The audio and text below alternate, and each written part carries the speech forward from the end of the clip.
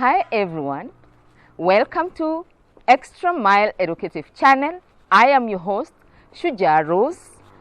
Today we're shooting our video from Rosehome Hotel in Kirinyaga County, Kenya, sponsored by Beton Safaris. And today I want to celebrate my birthday with my fellow parents, and I'll be talking about parenting in the 21st century.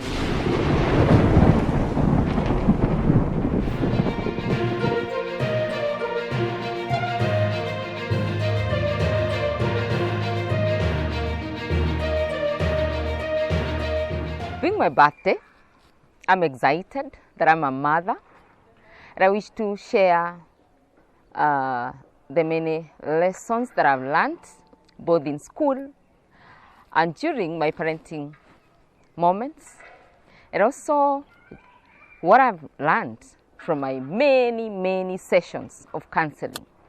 Being a counselor, I have realized there's no parent who does parenting perfectly, but then again, there's no one who is an expert in parenting, though in the psychological world, we normally say we can share tips here and there about parenting. There are those who have studied matters on parenting and have done a lot of research both here in Kenya and outside. I'll basically talk about parenting from Erikson theory of parenting, which I've realized it's very practical in this 21st century.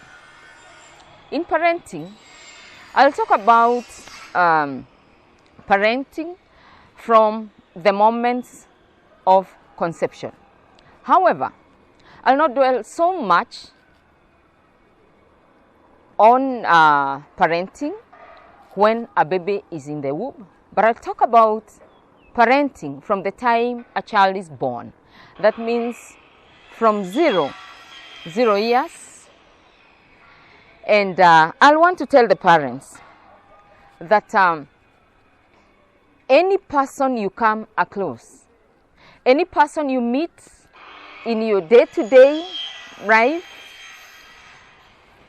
that person is a product of nature and nurture. Nature is the genes that we inherit from our parents, our grandparents.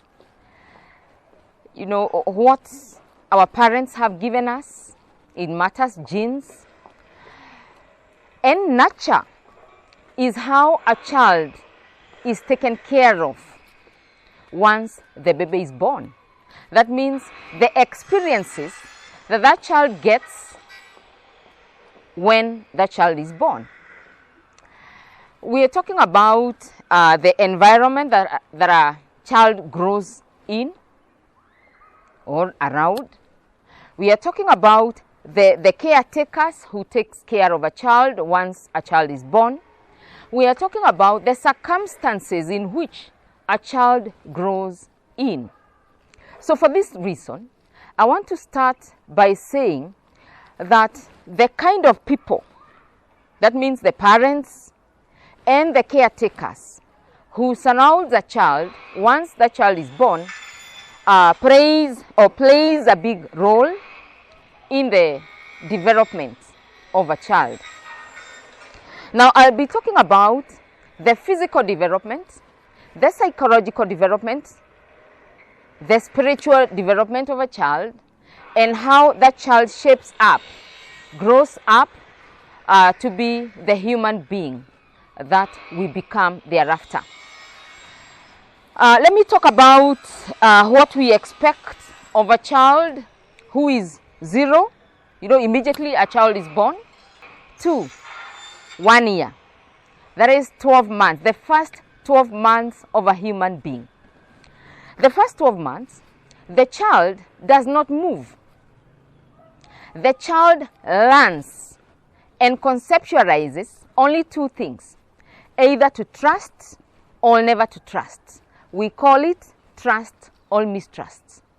This tells you that the attention you give to a child the moment that child is born will either develop to somebody who can trust others or somebody who cannot trust others.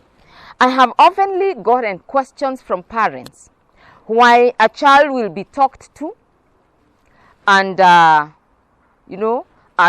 especially teenage years or even marriage years, and that person has issues. When we talk about marriages have issues, then we go back to the period of the first 12 months. Did you learn whether to trust or not to trust? How do you learn trust?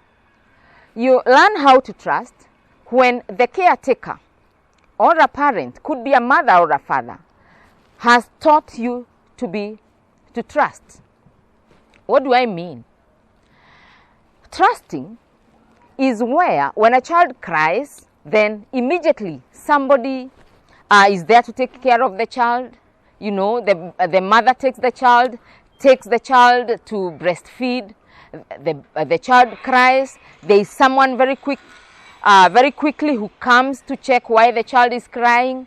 You're laughing, you're singing, and in most cases, as much as the child doesn't talk, the child wants to hear. We want to hear you speaking to that child.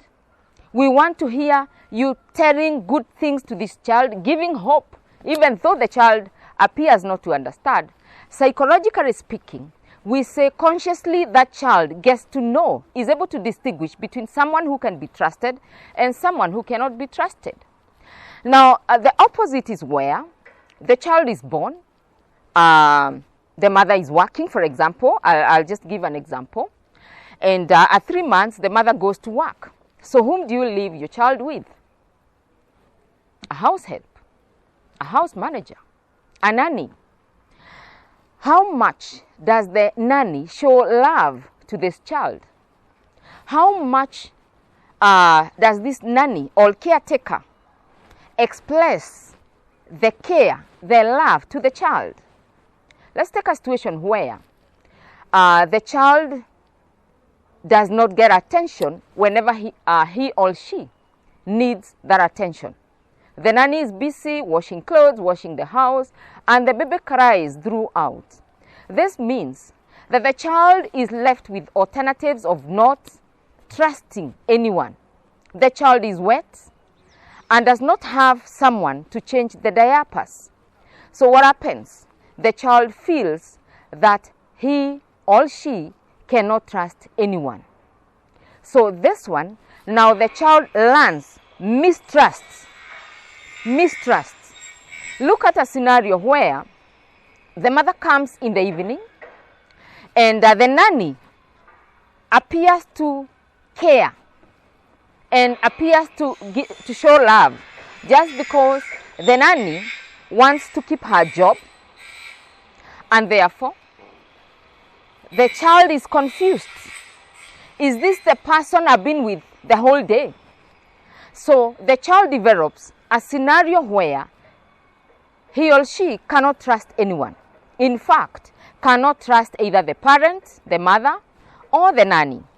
So what happens is that at the end of 1 year, 12 months, that child will not learn anything to do with trust or mistrust again. So as I celebrate my birthday, I want to say that it will be so difficult when that child gets to teenage and the mother or the caretaker or even any grown-up is talking to this child and is probably saying that, you're counseling or advising this child. For that child to trust what you're saying, it may call or it may mean that the child may not trust you. When you say that drugs are bad, alcohol is not good, substance abuse is not good, the child cannot trust you. And therefore that child will want to test.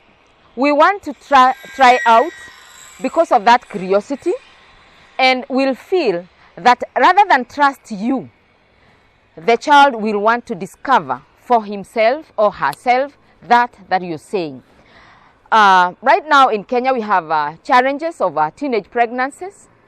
And as much as you talk to the children who did not get trust at the age of 12 months, then it means the child will not want to listen to grown-ups because they never got that aspect of trusting a grown-up when they were young.